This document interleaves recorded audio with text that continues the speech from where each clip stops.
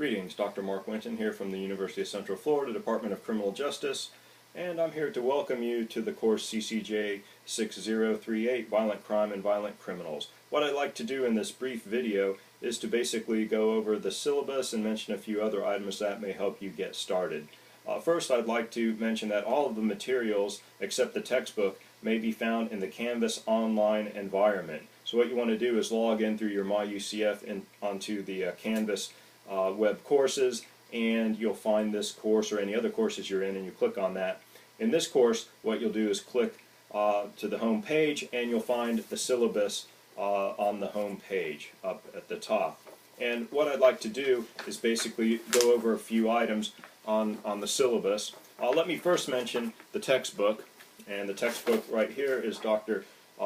Christopher J. Ferguson's edited book, Violent Crimes, Clinical and Social Implications, published by Sage Publications. It is an excellent resource guide, and it has a wealth of information about a diverse number of violent criminal activities, and also is very rich in theoretical explanations. So very useful textbook. Okay, on page 1 of the syllabus I have my contact information. I highly recommend that you email me, especially within the Canvas web environment, to get a quicker response. Sometimes I forget that we still have telephones, except when those telemarketers call me at 9 or 10 at night and wake me up. But other than that, sometimes I forget to retrieve my voicemail, and email I'm looking at 30 or 40 times a day. In fact, I have, and you can get this as well, the Canvas web learning environment app on my iPhone, so I can stay in contact with my students constantly. I'll get back with you on the weekends, sometimes late at night, sometimes early in the morning. I try to respond back as quickly as possible within reason. And I also find that carrying my iPhone and having that available allows me to retrieve messages in many different situations. Also, we have the course objectives, and I'd like you to read those carefully, but I did want to mention a few. The first one, to review the history of violent crime and violent criminals. I think that's very important to look at and to think about where we've been, where we are right now, and where we're going, and to look at these changes, trends, and patterns that we've seen. For example, in the last 10-15 years, we've seen some major developments in new theories, and what was considered maybe not acceptable theoretical approaches 15 years ago now are some of the major paradigms being discussed and debated. And so we'll see how those changes have occurred, and we'll see where we're at, and we'll try to make some projections about where we're going in the future. Also, on page 2, you can see that we have the evaluation procedures for the course. You'll see that there are 2 case studies, 1 comparative violence analysis paper, a debate hall, and a final exam. All of these will be in essay format, and I'll ask you, except for the final exam, to post all of these in the discussion section on Canvas so that you may share your ideas with all of your other colleagues in the course, and we can use this as a learning tool to enhance the course as well. Also on page 2, you have the grading scale, and you can see I do use the plus-minus system. Additionally, I'll mention that I will provide more detailed information about each of the assignments. On page 3, we have a lot of important information that is required by the university, and so if you want to read that over, please take some time and carefully look at that. And then on page 4, we have our schedule for the semester. And you can see that we have the topics on the left-hand column. In the middle column, we have the readings, and in the right-hand column, the due dates for the assignments.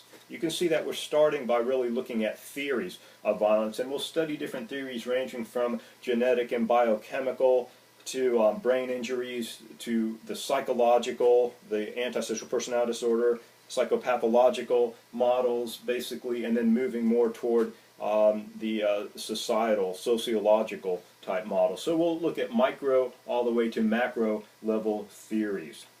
And we'll see also about how we could look at integrating those theories as well, because we know that there's not one theory that answers all our questions. And then we'll focus on some specific violent crimes for example, violence in the elderly. We'll look at interpersonal violence, child abuse and neglect, sex offenders, hate crimes, murder in comparative context, and serial murder. Also victimology and prevention and treatment of violent offending and offenders. And then I've added some additional topics: terrorism, arson, cult-related murder, and genocide. I also wanted to mention a few resources that are very helpful. Really, the American Psychological Association website has a wealth of information about using the APA Style Manual. This here is the publication manual of the American Psychological Association, the APA, and this is the 6th edition. This is the manual itself. Very, very useful if you're going to be writing a thesis, or if you're going to at some point do a dissertation. This is something that you'll really want to have. And there's also the concise rules of the APA style, the mini version, basically, that you can keep in your glove compartment, your purse, your briefcase, your backpack, maybe not your back pocket, but certainly your jacket pocket, in case you need to cite while you're on the go. Anyway, it's very, very important to provide references in your papers, to cite where those ideas came from, and when you're integrating different research, where those different articles, ideas, who was responsible, who provided that information. And how to do that is clearly presented by the American Psychological Association. If you go online to their site, they have an excellent paper where they provide an example of various ways to approach the APA formatting and the appropriate methods to use for referencing specific types of materials, whether it be online materials, journals, books, videos, lectures, and the like. And our online library has some excellent tutorials on using APA format, and so I highly recommend that you go to our library online and check out those tutorials, and avoiding plagiarism as well. And if you are in town, I highly recommend that you visit our library. It's an excellent, excellent resource, and we have just a wonderful group of professionals there who can assist you and help you find the information that you may need. If you are in another area, living in another area, of course, you can always email and have online discussions, and also call our librarian staff and obtains the information, where to find the information that you're seeking. We have hundreds of journals that are online, also a lot of books, a lot of other materials. It's really a great situation to be in to obtain information.